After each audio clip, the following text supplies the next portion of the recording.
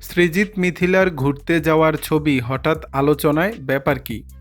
ক্যারিয়ারের পাশাপাশি ব্যক্তিগত জীবন নিয়ে বরাবরই আলোচনায় থাকেন জনপ্রিয় অভিনেত্রী রাফিয়াত রশিদ মিথিলা।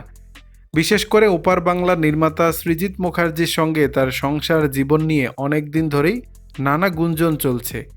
তাদের বিচ্ছেদ হয়েছে বলে নেট মাধ্যমে জল্পনা চলছে দীর্ঘদিন। এই তুমুল চর্চার মধ্যেই হঠাৎ সামাজিক মাধ্যমে সৃজিত মিথিলা ও আইরার একটি ছবি ভাইরাল হয়েছে। সম্প্রতি নেটিজেনদের মধ্যে ছবিটি ছড়িয়ে দিয়ে দাবি করা হচ্ছে, সব সংশয় কাটিয়ে সৃজিত মিথিলা আবারও এক হয়েছেন এবং মেয়ে আইরাকে নিয়ে ঘুরতে গেছেন। মূলত এই ছবিটিকে তাদের পুনর্মিলন হিসেবে আখ্যায়িত করে অনেকে পোস্ট দিচ্ছেন, কিন্তু অনুসন্ধানে জানা যায় এই ছবিটি সাম্প্রতিক সময়ের নয়। এটি তাদের বিচ্ছেদ গুঞ্জন শুরুর সময়ের ছবিও না।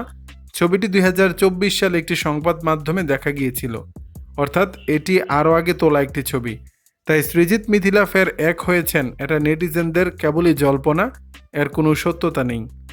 এদিকে মিথিলার বিচ্ছেদের গুঞ্জন নিয়ে ভক্ত অনুরাগীদের আগ্রহ কম নয়। এই বিষয়ে মিথিলাও সম্প্রতি এক পডকাস্টে কৌশলী মন্তব্য করে আলোচনায় আসেন। সে সময় মিথিলা বলেছিলেন, 2024 সালের জুলাইয়ের পর থেকে এখন পর্যন্ত আমি কলকাতা যাইনি, আমার ভিসা নেই।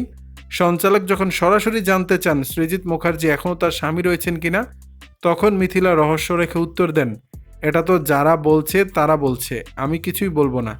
তবে সৃজিত এখনও তার স্বামী কিনা এই প্রশ্নের জবাবে মিথিলা বলেন, হ্যাঁ, পাসপোর্টে তার নামটিও রয়েছে।